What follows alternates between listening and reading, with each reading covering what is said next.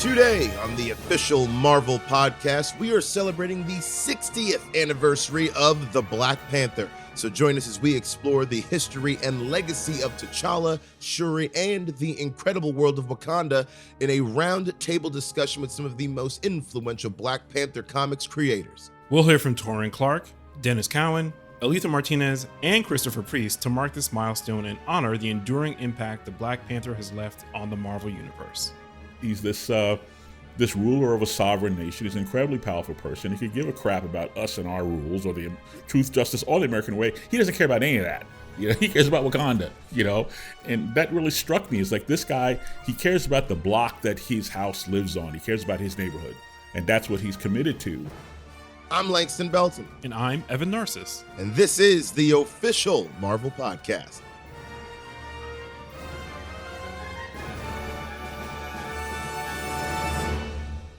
Created by Stan Lee and Jack Kirby in 1966, the Black Panther made his first appearance in Fantastic Four number 52. He was the first Black superhero in mainstream comics, transforming the overall comic book landscape for years to come. Right, the Black Panther was introduced as the king and protector of Wakanda, a technologically advanced African nation hidden from the outside world. Empowered by the mystical panther god and Wakanda's rare metal vibranium, T'Challa became a hero in his own right and a symbol of leadership, courage, and innovation. And that's just the tip of the vibranium mound. To expand on the last 6 decades of the Black Panther, we've invited prominent Black Panther comics creators from throughout the years to reflect on the hero's legacy and ongoing impact. Check it out.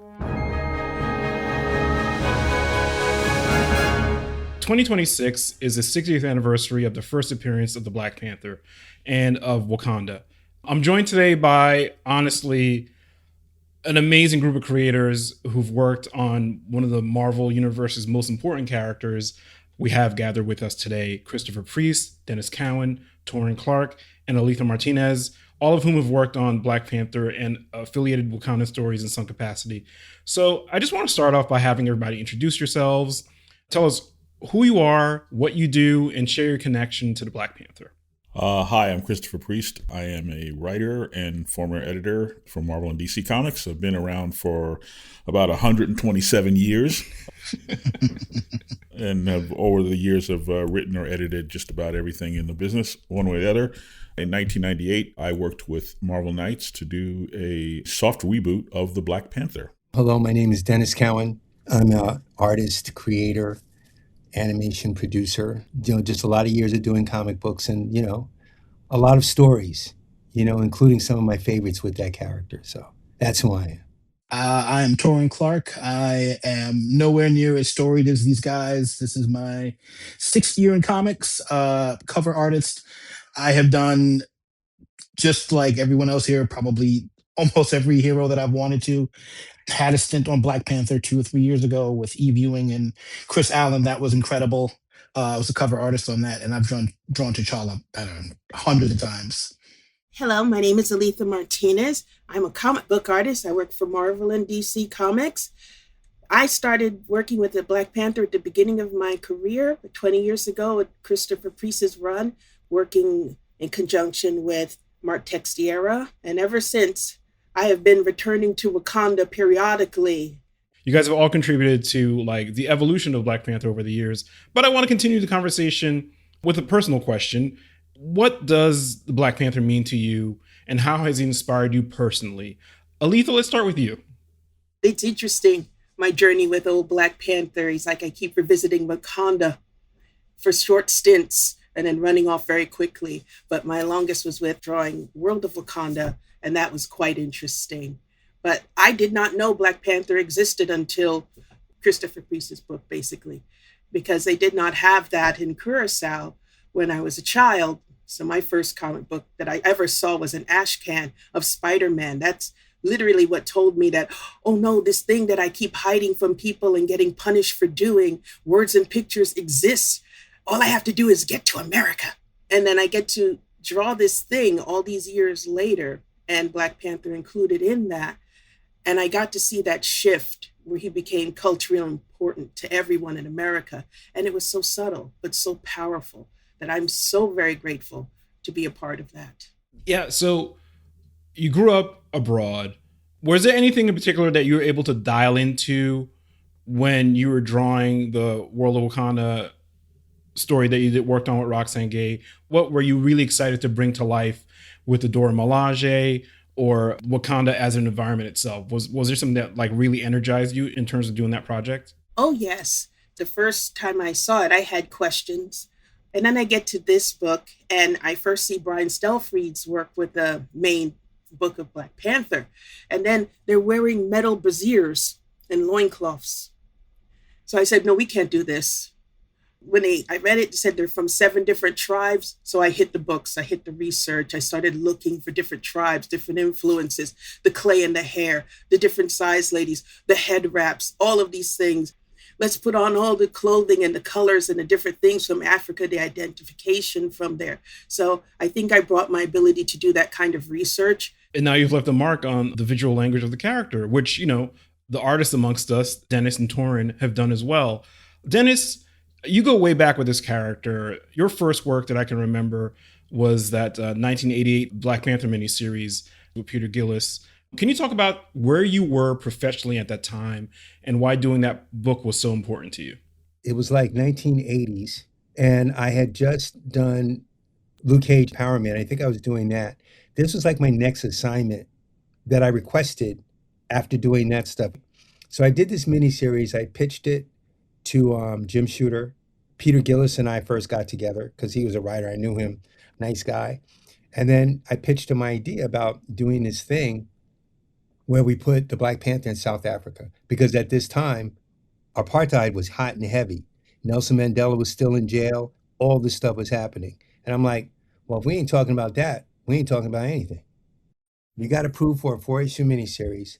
I drew 3 issues, all printed, all ready to go to press. The last second, I get a visit from Jim Shooter. And he says, hey, we have an issue here, and I just want to let you know. I'm like, well, what's going on? He's like, we can't print your Black Panther book. I'm like, why not? He said, because it deals with apartheid, we can't do it. So I'm pulling it off. So I'd done 3 issues. They canceled that book and took me off. At that point, I'm like, wow, this is crazy. But I had been in the business for a minute at that point, so I'm disappointed, but whatever, right? Here's the cap of the story. You know, management had changed at Marvel. Things were a little different. And I get a call from Marvel. And it's Tom DeFalco, and he asked me to come in his office, and I come and visit his office. You know, I'm still friends with people. And he says, we have this 3-issue Black Panther miniseries just sitting in the drawer. Can you finish the last issue? And then we can print it. And I looked at him, and I said, you're sure you don't want this book? He looked at me like, what are you even talking about? Like, literally, gave me a look like, wait, what? So I explained to him the story, and he said, no, it's not, no, it's not like that. We'd very much like you to finish this book. So I finished the last issue almost 4 years after I finished the 3rd issue. And then they printed it. So people, if you look at that book, you will see a completely different art style in the first 3 issues than you saw in the last issue, because I had changed. You know, I just grown. And now I'm coming back trying to do these characters. And woo, it was a trip. But that was my experience with the Black Panther at Marvel. And that's when they asked me to first do it. And that was my first experience with that kind of thing. I want to throw this next question to you, Taurin. Can you just like talk about the character's evolution? I mean, because you, like me, grew up reading some of these people's work. Wakanda and the Black Panther looked one way. What are the most important parts of the visual evolution of the character for you, as somebody who I think the most recent redesign is in your hands, right? For the Black Panther title that Eve Ewing wrote. Talk about the visual evolution of the character for you, and you trying to come to grips with the work that Dennis has done before, Brian Stelfreed has done before, all the other artists have done before you get to touch the character. Black Panther for me he's been in the hands of so many artists that I look up to and that I've like literally tried to copy and failed miserably over the years. But I don't think I have as storied a history as literally anybody here. Like my first introduction to Black Panther was my dad's old Jack Kirby stuff. And then I had the I don't even remember the Marvel Comics Presents with Gene Colan. It was like the 25 issue anthology kind of thing that was in South Africa during apartheid South Africa, which is why this whole story is crazy to me. Yeah, you're talking about Panther's Quest. It was Don McGregor where T'Challa went to South Africa to rescue his mother. Yeah, and it was Gene Colan that really introduced me to the character. And I was a kid. I was like maybe 7 or 8 when that came out. So I'm looking at that and I'm like really absorbing it. But then I didn't see Black Panther probably until maybe Priest's run. I'm trying to figure out what was the in between there because I went back and read a lot. I think visually, I'm not entirely sure where my line of thought kind of sits with him. Like it's a little bit of a mishmash of all the things that I've seen. And Chris Allen's version that he did for our book with e-viewing was just Chris is one of those dudes where it's like whatever world building you have in your head, Chris has figured it out to the point where he's thinking of what kind of fibers are in the costume, like what the fibers feel like, what they taste like. Oh, he's like braiding it. He's doing all this stuff that he's like figuring out the details of all of the minutia in the costume and making it work and still making it feel like the character. I think I have a bit of a struggle when it comes to capturing characters that look very good in a pen and ink style because I don't want to say painterly, but there's more of a 3D kind of rendering in my mind. So I'm thinking of how to flesh that out in a way that would make sense without being photorealistic or super ink heavy. That's just not how I work. So, thinking of the seams and kind of seeing how any one of these artists that were doing these things, how that would work for me, if that makes sense.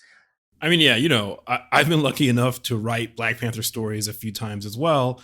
And I've realized that we all have to take the character and figure out what works for us, what doesn't, avenues or particular nooks and crannies that feel like unexplored. And, I want to throw back to Priest because you were responsible in large part for a major reinvention of the character in 1998. And you've written about and talked about this, how I think the central part of your premise was like, we really don't know this person at all. We really don't know this character at all. Can you talk about the thinking that spurred that on from your point of view? Well, first I had to get dragged into it because I turned the job down at least once or twice, and and then I got talked into it. And I just thought the character was boring. No offense, I just thought it was boring. I think that some people did some good work with him. Certainly, most notably Don McGregor, who I give a lot of credit to. But if you go back and read Fantastic Four number 52 and really kind of break that story and analyze that story down, particularly that it's a 2-part story, but the first part of the story where Black Panther is this conniving person, he's more like a super villain than a superhero, if you think about it, where he's lying through most of Fantastic Four 52. He's lying to the Fantastic Four. He lures them there under false pretenses, and then he puts them through this test. He's this ruler of a sovereign nation is an incredibly powerful person. He could give a crap about us and our rules or the truth, justice, or the American way. He doesn't care about any of that. He cares about Wakanda, and that really struck me. It's like this guy, he cares about the block that his house lives on. He cares about his neighborhood, and that's what he's committed to. And then over the years, it seemed like between Fantastic Four 52 and when Marvel Knights started up, it seemed to me as a reader, as a fan, it seemed to me that writers started to confuse. They got confused. They started confusing Black Panther with Tarzan. They started writing him like he was Tarzan. Yeah. Like he's this unsophisticated knucklehead who's just wandering around. And then, I see him in the Avengers, and all due respect to Roy Thomas, who is a legend in the business, and I have high respect to Roy Thomas, but, they put him in the Avengers, and he's like in the back row of the Avengers picture, and he's like pointing like, look, a big skelly monster. Oh, I have a point about that. When the issue with Peter Gyrick goes and he starts cutting off the roster of the Avengers, and we got affirmative action. We already got a black guy. And Hawkeye's like, wait. So you're kicking me off for Falcon? And T'Challa's in the back, he's like reading the magazine. I'm like, what is this? Yeah. And that was my introduction to modern Black Panther outside of the Don McGregor. Yeah. So I said, look, I'll do it, but no interference. It's like, go away. I got to do it my way. And that first splash page is a double splash page of Panther, shaved head, standing like Suge Knight style in front of his limousine, But that first double spread there, that was my statement of like, okay, look, Tarzan has left the building. I love that. I always want to plug Reginald Hudlin. Reginald Hudlin is the unsung hero of Black Panther. Reggie came on and he kind of cleaned up my mess because I had a very convoluted, plot line. He kind of simplified it. He brought in John Romita Jr. and Black Panther became an A-list character. And that's why really they started taking a look at Black Panther and at the further commercial, at that and the BET cartoon. Well, Reggie and I did that. I was the producer on it. Reggie was the head of BET and I was in charge of animation. That was one of the things we wanted to do, bring the Black Panther story to life, because it was just that important to us. And we saw the potential in it. Reggie also wrote the Black Panther, Captain America miniseries that I did. That's right. Captain America, Black Panther, Flags Are Our Fathers. Yeah. Yeah. And it was so much fun. We did everything we wanted to do with that. One, we wanted it to star Gabe Jones. Yes. The unsung hero of Sergeant Fury and his Howling Commandos. Gabe Jones never got no play. He never got anything. So we put him right in the center of the story and made us look at all the events through his eyes. So that was a lot of fun. We got to do that. The first meeting between Black Panther and Captain America, or Black Panther's dad and Captain America, we got to do that. It was just so many things, how Captain America got his real shield. Because he had that triangular thing that didn't really work, but he saw the round shields of the Wakandans and said, hey, that looks pretty good. So Black Panther gifted him his shield. All kinds of things that we were able to do, and that was a lot of fun. So I just want to ask the panel, how do you feel like Black Panther has changed the fortunes of Black people being represented in comics over the arc of its publishing history? What was your reaction to the amount of representation in mainstream superhero comics, and how do you think Black Panther impacted that? Oh, I couldn't relate to any of them when I was a kid. Not a single one of them. And it was like the X-Men had a Black leader and the Avengers had a Black leader. My first comic ever was Power Man and Iron Fist, which you drew, Dennis. We talked about that. And like there's all these Black characters sprinkled about, but I couldn't relate to any of them. Like, I don't speak jive. Like, my parents are educators. They got 2 masters. What do you mean? You jive, mother? I'm gonna hit you with this sweet Christmas truck. Nonsense. It's like, it was nonsense. It's like, my dad kind of got a chuckle out of it, but it wasn't until, we started getting us in the room, and you guys very specifically in these rooms, making these educated decisions from an educated standpoint and the proper representation, that we were able to do these things. And for those of you guys who haven't read Evan's Captain America that we just did, I worked with him on Sam Wilson Captain America, and we gave, and this is just little cultural things. Patriot, Eli Bradley. Why is this bald-headed Black child walking around like 17 years old? Why are there so many bald Black children in comics in general? As an artist, if you don't want to draw Black hair, I take that as a problem. If you can draw a car or a horse, you have to draw everything on the page accurately. If I can see Ultron servos 2 blocks away and you can't draw a proper hairline, something's not right.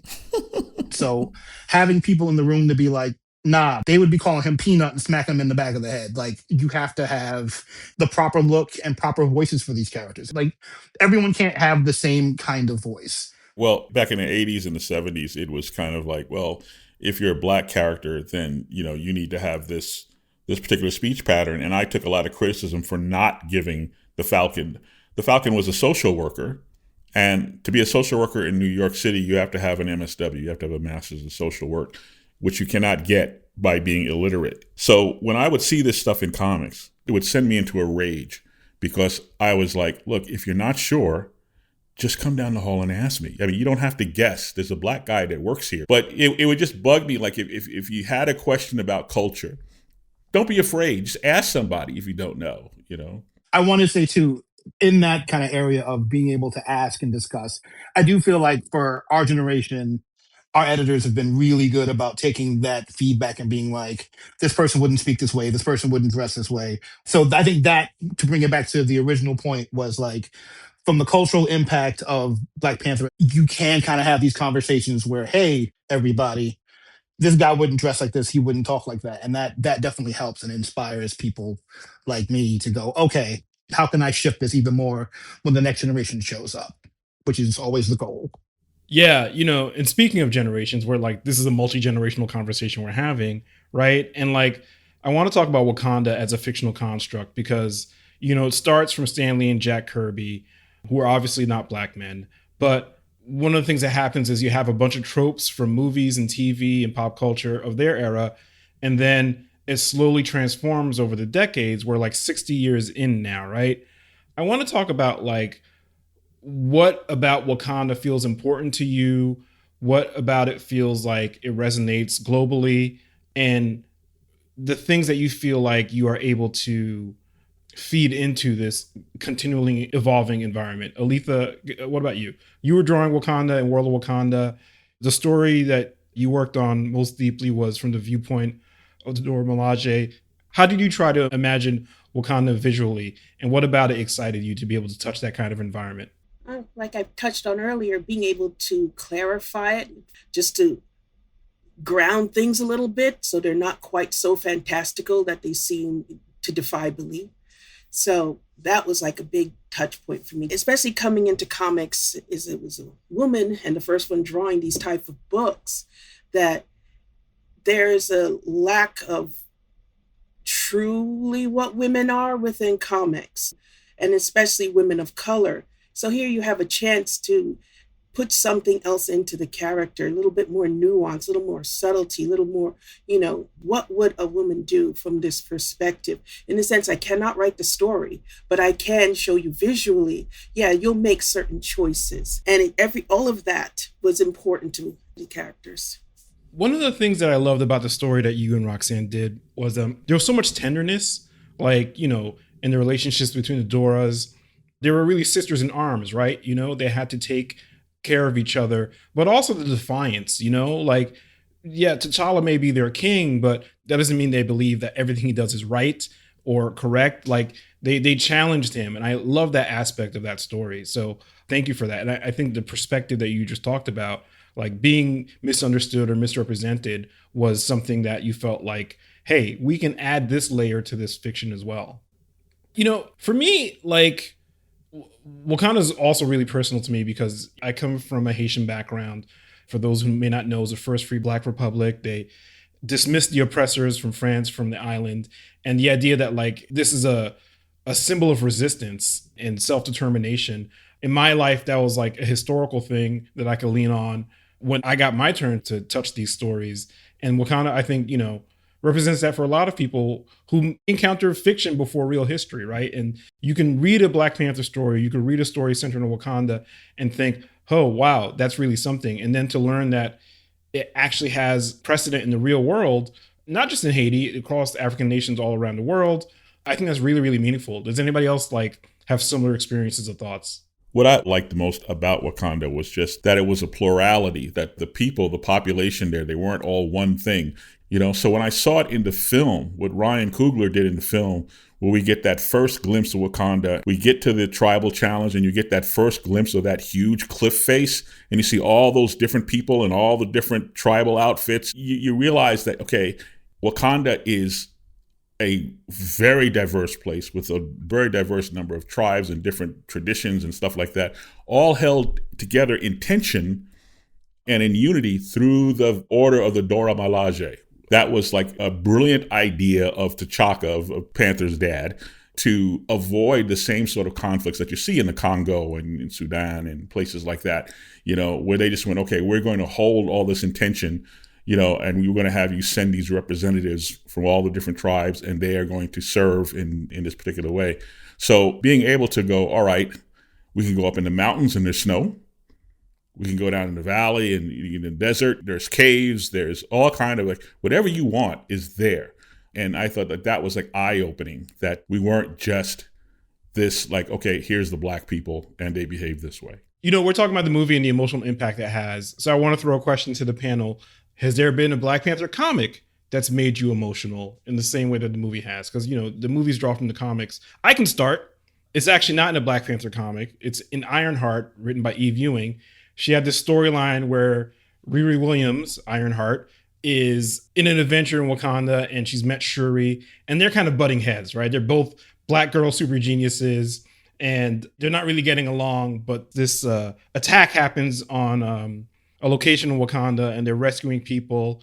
And Riri doesn't speak Wakandan, obviously. And there's this little girl who's trapped, and she's talking to Shuri in Wakandan, and they rescue the girl. And then Riri says, "What did you say to the little girl to get her to come with me?" And she said, "I told you were my sister." I have goosebumps like right now just remembering that scene. It's really, really beautiful. Like, does anybody else have a Black Panther story that they feel like, oh wow, this sees us, this gets me? I'll be brief. I had the old call up from my good buddy at Marvel. Hey, you know we need this cover. And I had my son pose, and he did that pose for me. And looking at this strong Black man who is my prince, posing as this character that I have drawn for over 25 years. And then this cover comes out, and I literally see my own son, my own legacy in this boy, in this cover. You about to make all of us cry up in here. Alitha. I was saying, that's beautiful. That's amazing. I didn't know any of that. That's amazing. I'm not going to cry, though. No. Okay, last question. We're here talking about the character of the Black Panther after 60 years of publishing history and the fictional King of Wakanda. What would you guys hope and wish for in the next 60 years for Black Panther and Wakanda, for readers that are yet to come? I think that for me, I feel like Black Panther really belongs to the next generation. And I would like to see, what the next generation has to say. And they have the advantage of the film. We didn't have no film. They don't have to imagine the possibility. They can see it. So I'm hopeful and excited, frankly, to see what comes next, and glad to pass the baton on to that next generation. Like Peace, I'm looking forward to the new generation taking over, doing their version of the Black Panther, doing their version of the Dora Milaje. Let's see what they do. Everybody, thank you so much. Really privileged to be able to host you guys and talk about this character that we all love and are connected to so much. Thank you for your time. This was really, really a lot of fun. Thank you for having me. Thanks, guys. It's been great. Thanks for having us. Appreciate it.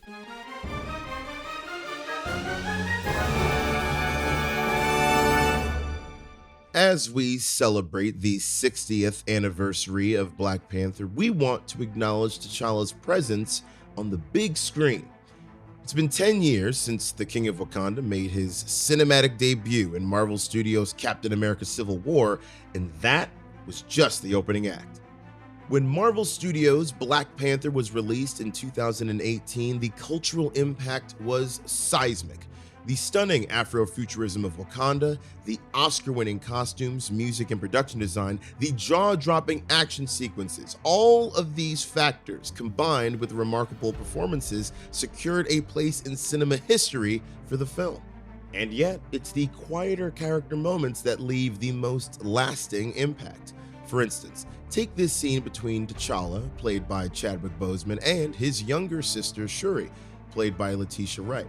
Early in the film, Black Panther returns from a mission and is immediately challenged by his scientific prodigy sister.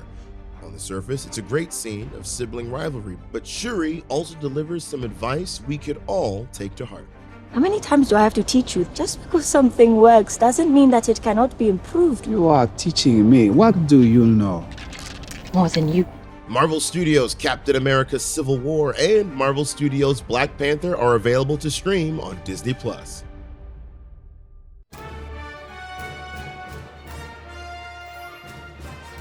That's all for this week.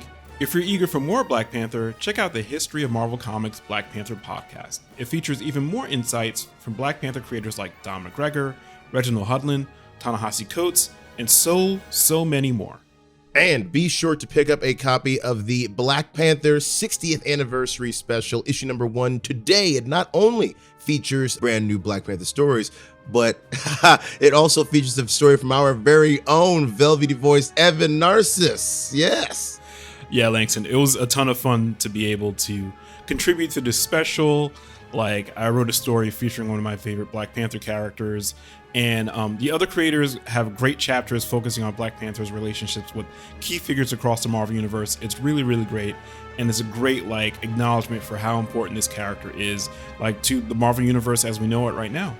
That said, we'll be back next week with Alex Segura, author of Enemy of My Enemy, a Daredevil Marvel crime novel. I wanted to get into Matt's head, which I think a novel provides you with a lot of internal stuff that you might not get on the comics page or in other media. Like, you really get into Matt's head and his struggles and his conflicts. He's your POV character for most of the book. While you wait, make sure to subscribe to the show wherever you listen. It's the best way to make sure you never miss an episode. This episode of the Official Marvel Podcast was hosted by Langston Belton and me, Evan Narcissus. Our producers are Jasmine Estrada and Anita Flores. Brad Barton is our Senior Manager of Audio Production and Development, and our Production Manager is Emily Godfrey. Mixed by Rye Dorsey. Our theme music is by Ida Akbal. Executive produced by Larissa Rosen. Bye, everybody. Thanks for listening.